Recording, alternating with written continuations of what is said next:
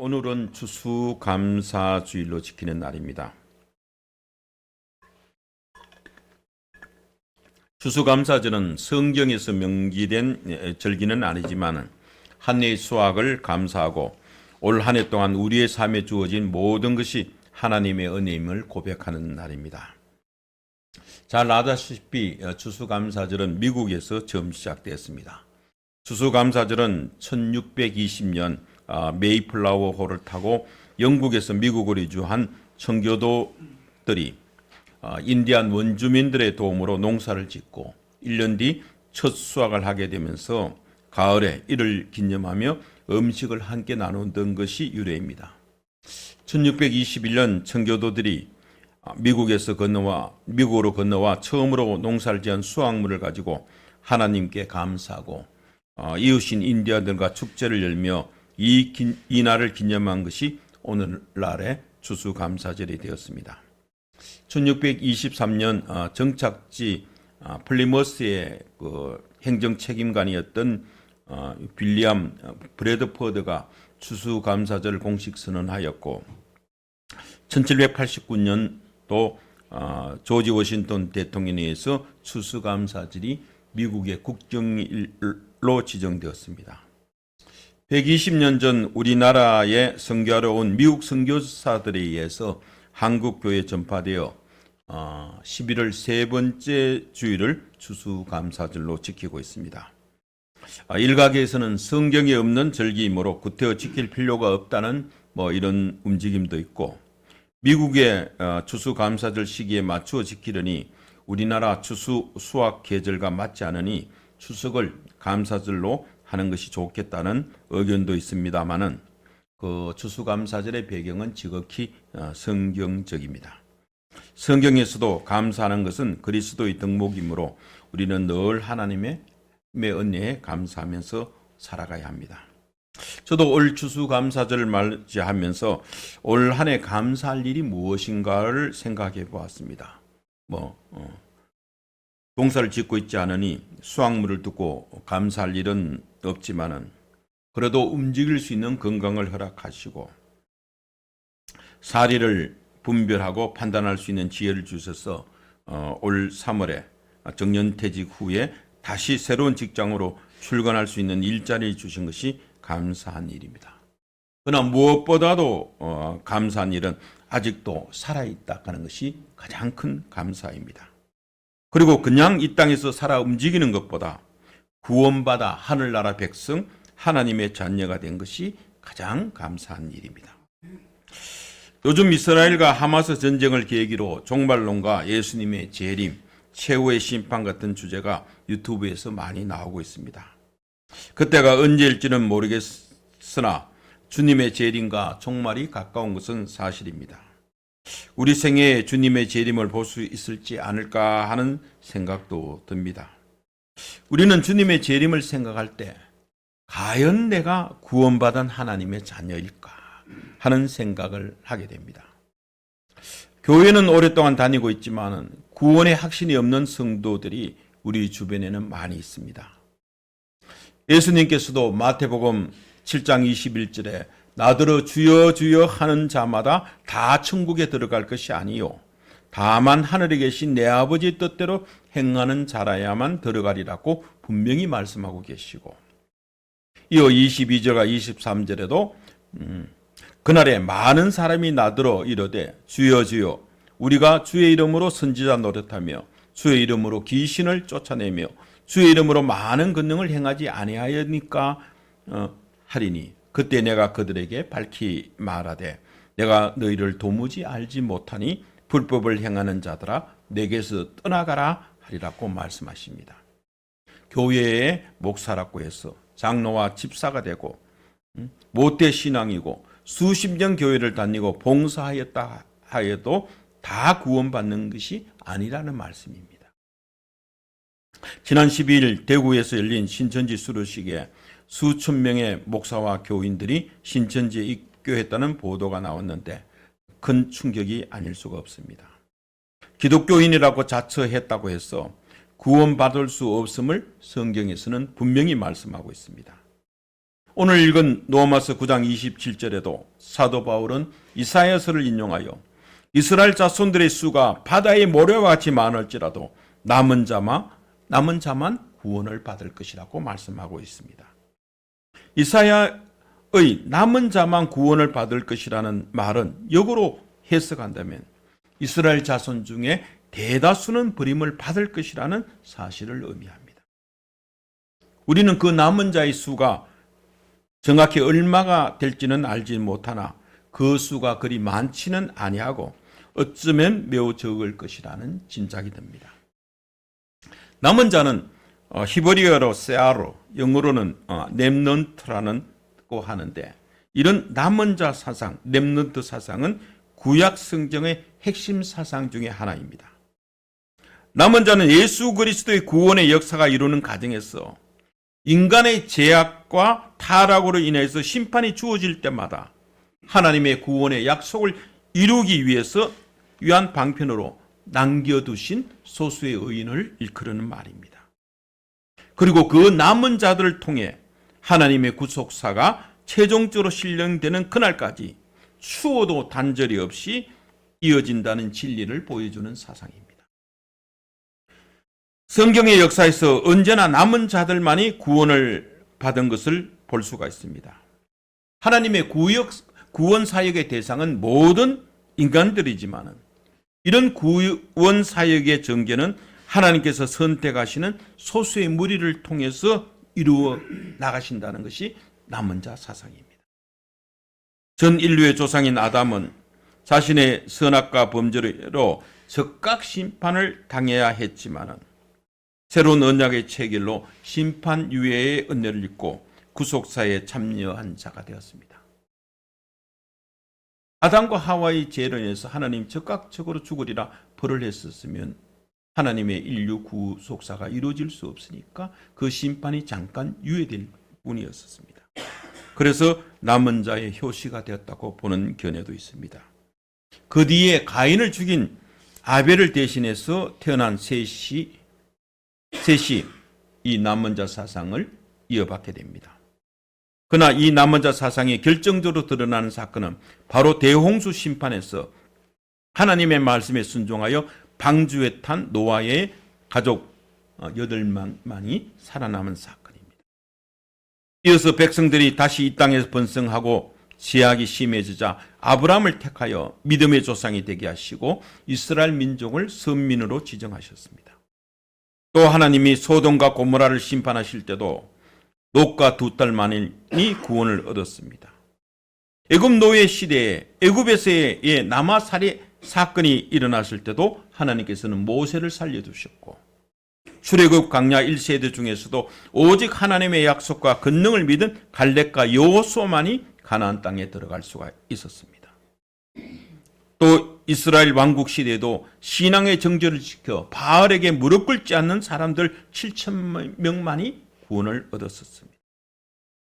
선지서에서는 당시 북이스라엘 왕관 남유다 왕국의 멸망 정황과 연관하여 이 남은 자 사상이 바벨론 포로기 동안에 그 백성 중 얼마를 은혜 안에 보존하시고 구원하신 하나님의 사역에 대한 소망의 차원에서 예언이 선포되었지만 이런 포로들의 귀한 예언에만 머무르지 않고 구원 사역이 본격적으로 전개되는 신약 시대에는 그 선택의 범위를 이제 이스라엘 민족에게만 국한시키지 아니하시고 예수 그리스도를 중심으로 예수 그리스도를 믿는 영적 이스라엘인 이방인에게도 확대된 개념이 되었습니다.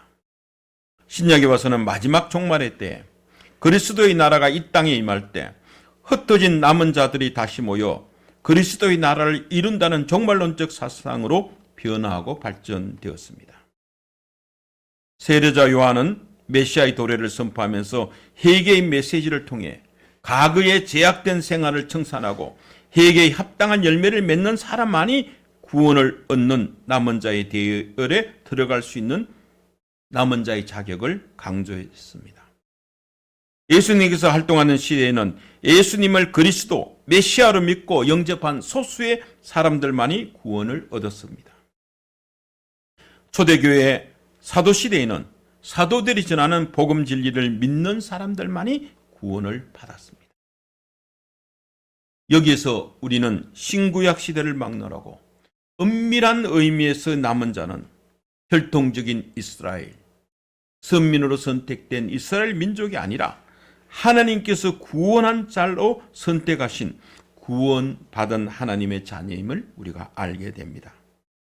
결국 남은 자들이라는 것은 구원 사역의 것을 이어가는 시대의 고리들로서 하나님의 구원 사역을 완성시키며 하늘나라로 가는 새하늘 새 땅에서 주님과 함께 영생을 누리고 사는 하나님의 자녀입니다. 하늘나라 기업을 유업으로 얻을 자라고 라는 것을 의미한다고 요한계시록 21장 7절에서 말씀하고 있습니다. 그러면서 바로 우리가 이 시대에 남은 자가 되어야 한다는 시대적인 소명을 우리는 지금 느끼게 됩니다. 과연 우리가 남은 자일까요? 아니면 우리도 수수기에 버려져야 될 가라지에 불과할 것인지 우리는 이 추수감사절에 고민을 하고 생각을 해봐야 됩니다. 즉 우리가 과거 믿음의 선배들을 통해 복음을 전해 듣고 구원을 얻으시듯이 이제는 복음을 각자의 삶의 현장에서 전하면 물론 다음 세대를 통해 하나님의 구속 사역을 이어가게 할 책임을 맡은 이 시대의 남은 자가 되어야 합니다. 그렇습니다. 우리는 하나님의 구속사를 이어갈 이 시대에 귀중한 하나님의 남은 자들이라는 것을 이런 사실을 잊지 마시기 바랍니다. 사도 바울은 로마서 이 오늘 읽었는 본문에서 구약의 이러한 남은 자 개념을 역으로 유대인들이 예수님을 그리스도로 믿기를 거부한 사실과 관련해서 논리를 전개하고 있습니다. 바울은 동족 유대인들이 예수 그리스도와 복음을 거부하고 핍박하였으므로 이제 이방인들이 하나님의 자녀로 받아들인 사실을 25절과 26절에서 설명하는 과정에서 남은 자 사상을 전개하고 있습니다.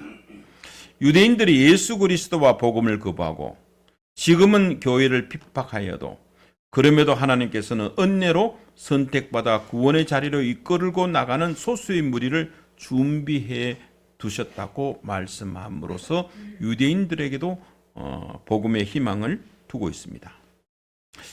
그러므로 남은 자들이라는 것은 하나님께서 택하신 선민 이스라엘 중에서도 또 택하신 소수의 자들을 의미한다고 볼 수가 있습니다. 이를 통해 바울은 로마 교인들에게 두 가지 사실을 전하고 있습니다. 그 하나는 열방 가운데서 이스라엘에게 특별한 지위를 부여하셨던 것, 특별한 지위는 선민으로서의 특별한 지위를 부여하는 것처럼 이제 이방인들을 하나님의 새로운 백성의 공동체로 불려들인 것은 하나님의 주권적 선택의 은혜라는 그 사실을 본문에서 말씀하고 있습니다. 다른 하나는 그리스도를 거부하는 자들에 대한 경고의 말씀입니다. 예수 그리스도를 배척한 자들은 이 남은 자에 포함된 자가 아니므로 육신으로서는 이스라엘 유대인인 것은 분명하지만 구원 얻을 자들의 무리에서는 제외된다는 경고의 말씀을 함께 주고 있습니다. 그래서 예수님께서도 마태복음 22장 14절에서 청함을 받은 자는 많되 택함을 입은 자는 적으리라고 말씀하셨습니다. 복음을 듣고 교회에 나오는 성도들은 청함을 받은 자입니다. 그러나 택함을 입은 자는 구원받은 성도를 말합니다. 청함을 받고 교회에 나오는 자, 복음을 듣고 교회에 출석하는 성도들은 많지만은 그 중에서 구원받은 성도, 택함을 입은 자는 적다라고 예수님께서 말씀하고 있습니다. 성도 여러분, 남은 자라는 말씀 속에서는 두 가지 의미가 포함되어 있습니다. 첫째는 남은 자란 구원받은 백성, 하나님의 자녀가 된 그리스도인을 말합니다. 둘째, 남은 자라는 것은 앞으로도 계속해서 하나님 앞에 서임을 받는 성도를 의미합니다. 27절의 말씀을 보면 소위 하나님의 백성이라고 자부하는 이스라엘 백성들은 바닷가에 모래같이 많이 있었습니다. 그럼에도 불구하고 하나님께 쓰임받는 백성들은 적습니다. 남은 자만 구원의 영광을 누리고 남은 자만 하나님의 손에 붙들림을 받아 쓰임을 받게 됩니다. 결국 남은 자라는 것은 하나님의 은혜를 힘입어 끝까지 신앙의 정절을 지킨 신앙의 승리자를 가리키는 말입니다.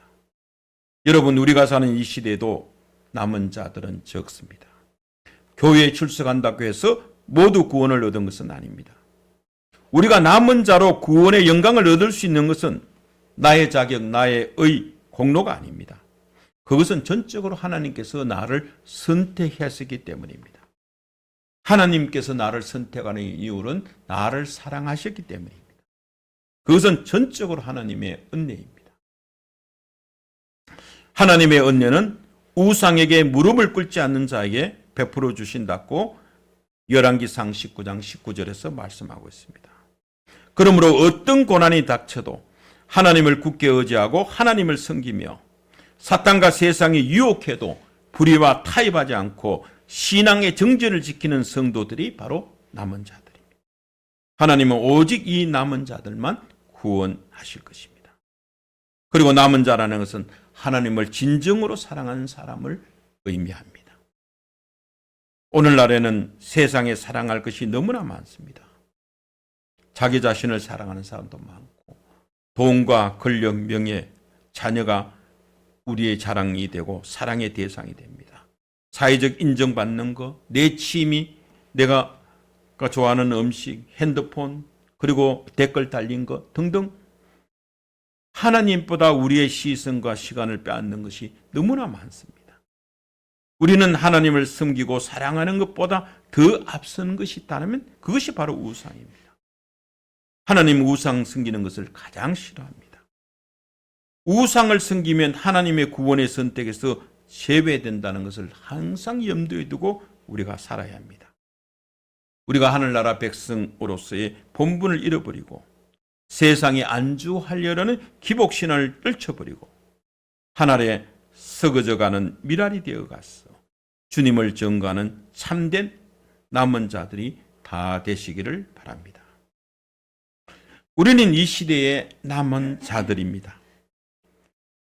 그런데 우리 한국교회도 점점 이스라엘 백성들이 걸어갔던 그 길, 율법으로 행위를 통해서 의롭다함을 얻기에 열심이고 자기 의를 하나님의 의보다 우선시하는 길을 걷고 있으며 신앙생활에 있어서도 주님을 증거하는 일보다 자신의 유익을 위한 수단으로 사용하는 일이 더 많음을 우리가 봅니다. 이런 신앙은 하나님의 택함을 받기 어렵고 초대교회 시대의 이스라엘처럼 하나님께 버림을 받을 수가 있습니다. 사랑하는 아름다운 서인교회 성도 여러분, 우리의 본래의 신분은 무엇이었습니까? 우리는 다 멸망받아 마땅한 진로의 자녀였었습니다. 그런데 우리 하나님께서 긍휼을 베풀어 주셔서 사랑을 베풀어 주셔서 우리를 세상에 멸망하는 자 가운데서 건져주시고 하나님의 자녀, 하나님의 백성으로 삼아 주셨습니다. 이것은 우리에게 하나님의 은혜를 입은 만한 어떤 공로나 조건이 있어서가 아닙니다. 그저 하나님께서 긍휼히 여길 자를 긍휼히 여기시는 하나님의 주권적 은혜 때문입니다. 성도 여러분, 우리는 세상의 멸망할 자 가운데서 우리 자신이 구원받을 자로 구별되고 선택된 사실에 감격하고 감사해야 됩니다. 그 놀라운 신비의 사건 앞에 하나님을 찬양하고 하나님께 영광을 돌려드려야 합니다.